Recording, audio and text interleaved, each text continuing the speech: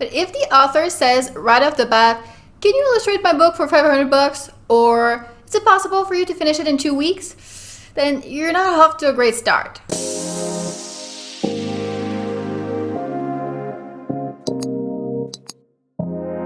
Hello everyone! Welcome to Art Business with Ness. I'm Ness and I'm a children's book illustrator. In this video, we're talking about working with self-published authors. As a professional illustrator, this is a situation that you will encounter often. Maybe an author even just approached you to illustrate their book and that's why you're here, doing your research. Hi, welcome! Should you do it? Should you not do it? We're going to go over all of that as well as some red flags to look out for and my top tips so that everything can go smoothly. I myself have worked with both professional publishers and self-published authors before, so I'm well versed in the whole process and the differences between the two. In fact, I'm working with a self-published author right now as I'm filming this video, so I'm really excited to tell you all of my secrets. But before we get started, if you too would like to illustrate children's books for a living and you'd like to see more videos like this, then don't forget to subscribe to this channel and hit the little bell. The bell sends you a notification every time that I upload a new video, so this way you're sure that you won't miss any of the advice. Let's get into it! What is the difference between self-publishing and traditional publishing? Alright, so first of all, let me cover some of the differences between the two processes. The biggest difference is when you work with a traditional publisher, typically you won't even be in contact with the author at all. You will work directly with an art director or maybe an editor, and in most cases, you won't even have the chance to talk to the author during the whole process. This is the main difference because it colors the entire process. The art director isn't as intimately close to the story as the author will be, of course, but they do have a more objective view and they also have experience both with, art directing children's books and also how to work with illustrators and direct illustrators. An art director will often make you very astute feedback and ask for very specific tweaks that will really make the illustrations pop, whereas an author probably doesn't have that experience, so it's really up to you to really step up and cover all of the illustration needs because you will be the art expert on this project. An author probably doesn't have this experience, which is fair enough. Their expertise is in writing, not in art directing. But on the other hand, they know their story better than anyone and they care for it better than anyone. So they may catch something that even an art director wouldn't. The other main difference is resources. The publisher will have an entire team of people at their disposal, not just the art director, but printing people and a book designer, a graphic designer, an editor, a copywriter, all of that stuff. Whereas the author is just one person. They're gonna have to do all the jobs by themselves. They may not have as many resources, as big of a network, a contract already with some printing people and all of that stuff. The self-published author does it all alone, so it can be really hard for them to match those resources, including the budget, but not always. Self-published author is a really big category.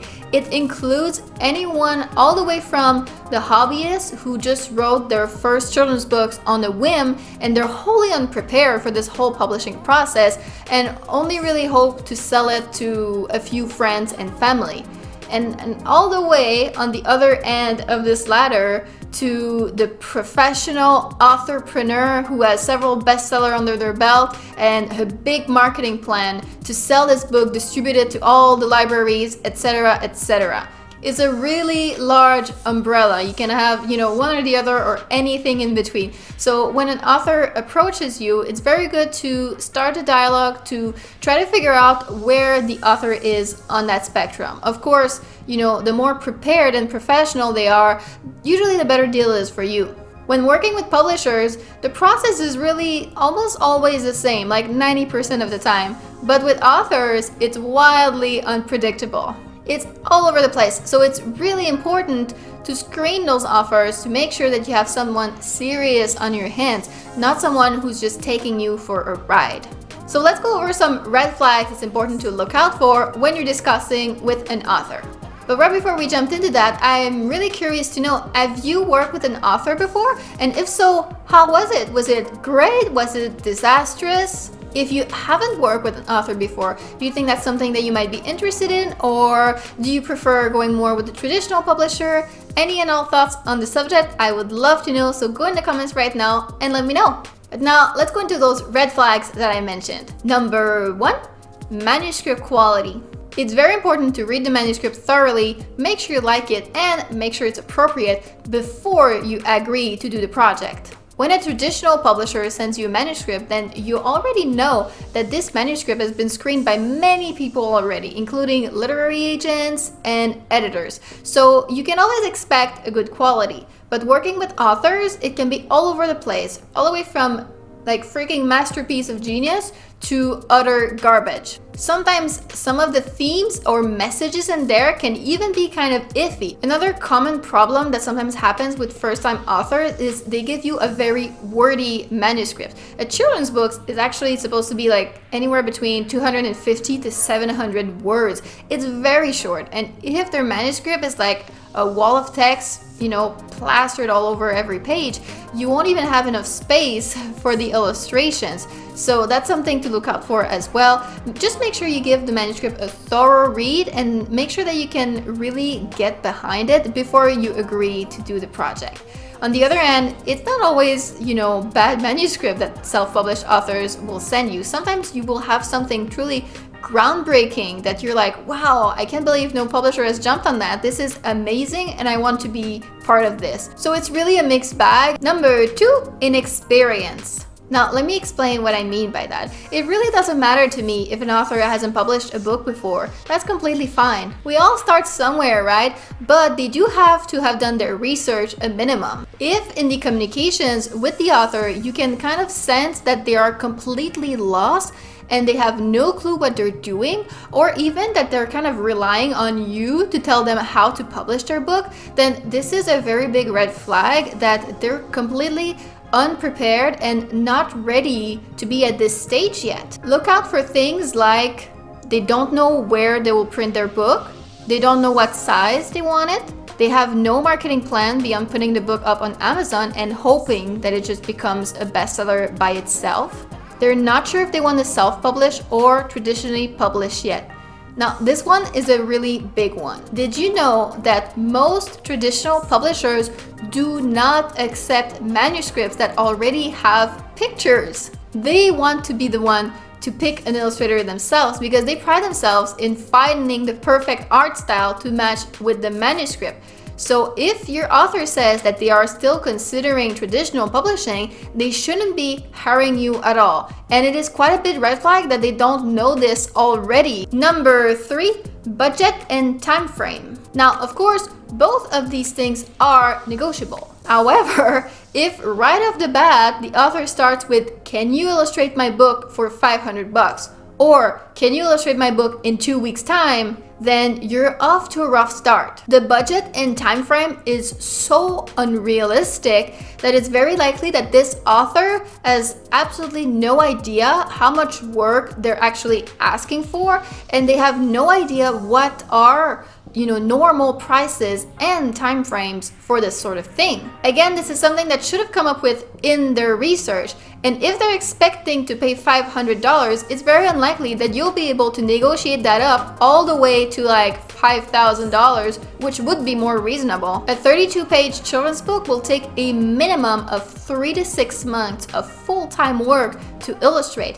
And the industry average budget for such a book is somewhere between $8,000 and $12,000. It can even be a lot more than that. This is just like the average. A big publisher can cough up a lot more money. I recently saw an offer pass for like $20K for a book, and unfortunately I didn't get it, but these sort of offers, they exist. It's not unreasonable. So if the author is suggesting $500, you can always try to negotiate that up, but just keep your expectations low because it's very unlikely that this person is going to be able to cough up several more $1,000s just in the span of this conversation if they were unprepared for that. And number 4, copyrights. Another big red flag is if they request exclusive copyrights. And what I mean by that is a full transfers of all of your rights at perpetuity. We also call that a buyout or work for hire, which means you're only compensated for your time, not for your intellectual property. A lot of self-published authors will request this because they really believe that they need this to publish their book. In fact, not only do they not need this to publish their book, it's not industry standard at all to request a buyout of the rights. And in most cases, self-published authors will request all the copyrights and aren't actually prepared to give you any additional compensation for that. And that is wild. In reality, copyrights have a lot of value, so don't just go giving them all away for free. Buying out all the rights is an outlandish luxury, to be honest. It can easily be 5 or 6 figures because the person has to compensate you for all potential loss of revenue, present and future, from losing your copyrights. No professional publisher will request this because they know that they can afford it and they know that they don't even need it just to publish a book. There's absolutely no reason that an author should need all of your copyrights. Like, we're talking all media, all supports, forever, all merch, everything. They could sell mugs, prints, whatever they wanted, t-shirts, whatever. There's no reason that they need that when they just need to print out their book. You can negotiate with them a commercial license that allows them to publish their book with reasonable limitations in time or country or the amount of copies that they're able to sell, etc.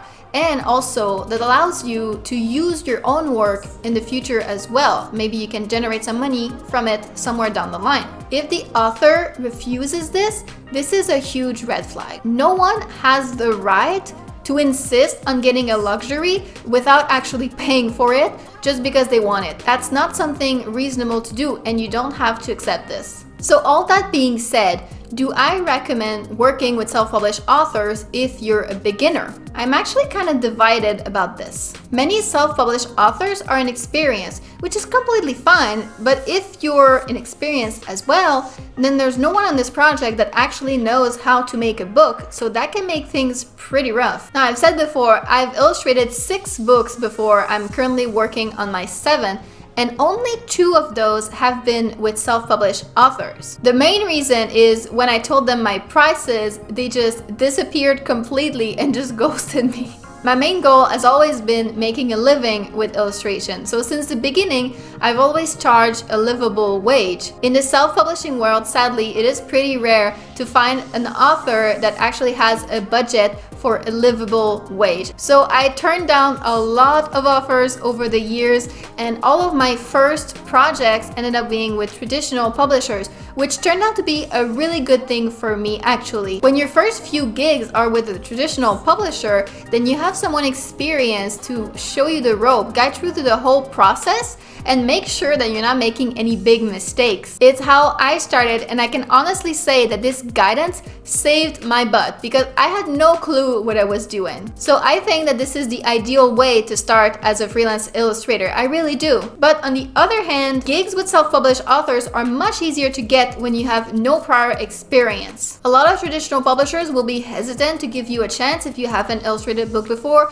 which is really frustrating. However, for self-published authors, many of us have an acquaintance who's writing a picture book, or maybe someone reached out to you to social media to ask you to illustrate their book. If you have an opportunity like that, I can't really fault you for wanting to jump on that, especially if you've already queried traditional publishers before without much luck. Like, what else are you supposed to do? We all have to start somewhere. If you do decide to do your first book with a self-published author though, I do suggest being very careful and doing your research. I have a video on how to format children's book spreads, which I highly recommend for you to check out. Another really good one to watch would be my video on pricing. I will link both of those videos in the description below. Make sure you go into this with a good idea what you're doing, otherwise the whole project could just explode in the middle and then no one's happy, right? So this is it. These are my top tips for working with self-published authors. If you too would like to get started with your illustration career ASAP, then the first thing to do is to create a kick-ass illustration portfolio. And I have just the thing for you to help you. I actually have a free guide. It is called 5 Common Illustration Portfolio Mistakes and How You Can Fix Them. The guide gives a lot of practical, actionable tips that you can do today if you want to and drastically improve the quality of your portfolio. As I said, it's completely free and I will leave the link to download that in the description below. But that's it for me today. I hope that you enjoyed the video. If you did, then don't forget to like, comment, and subscribe to help our small channel grow. Thank you so much for being here, for your support, and for watching this video today. I hope I will see you in the next one. Bye bye!